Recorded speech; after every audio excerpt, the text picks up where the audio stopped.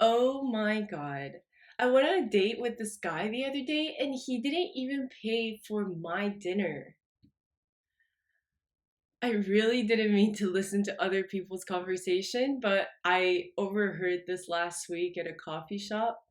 This girl, she just kept complaining on and on and on about how it's unacceptable that the guy asked for separate checks.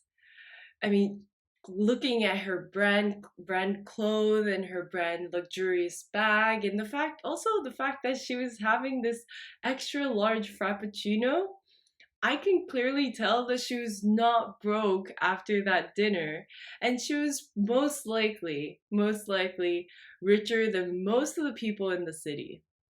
Well, then why did it bother her so much? Well, welcome to Saki's Random Thoughts, where I try to understand others and learn from them so I can find a better way to live my life. I found the answer to this question in one of my favorite books called Return to Love by Marianne Williamson. In one of the chapters, the author mentions about the difference of getting and giving mentality.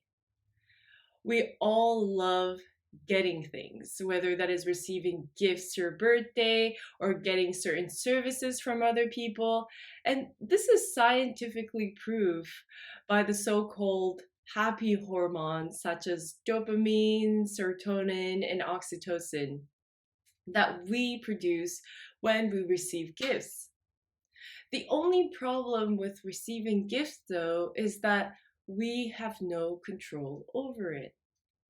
It's not up to us to choose what we'll receive or even if we'll receive it.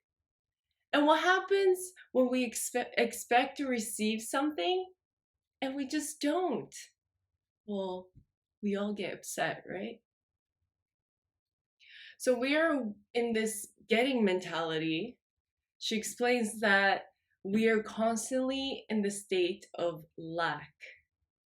We feel that we are lacking in something and therefore you want it or you feel that you need it.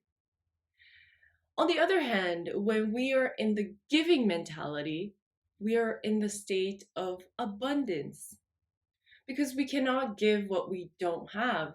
So unconsciously, we feel that we have more and we can give more.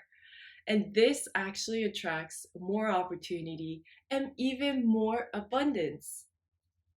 Well, let me give you a personal example.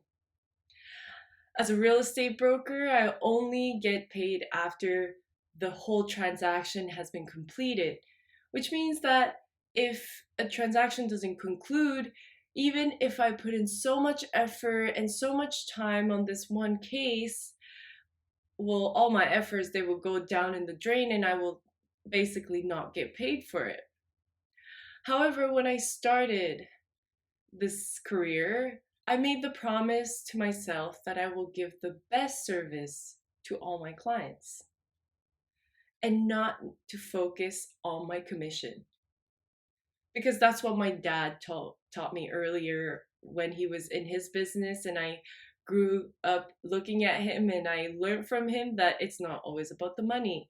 So, by focusing on my service and not necessarily the outcome, it allowed me to make the best decision for my clients and therefore a better experience for them overall. I was happy even if my efforts didn't always come to fruition as long as my clients were happy. I was happy. And this led to clients referring me to their friends and family. Well, let's think about if I focused only on the commission, only on the outcome. I might have made a bad decision or mistreated my clients. I mean, who knows? So, this giving mentality, now that I think of it, really helped me in my real estate business nowadays. And interestingly, giving also produces the same happy hormones as getting gifts or getting services. The only difference this time is that we have control. We don't have to rely on other people to give us something. We can give from our end. And it doesn't have to be something fancy or expensive. It could simply be a small act of kindness or a bit of your time.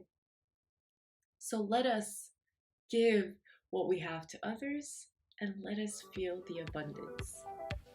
Thank you for listening to my random thoughts.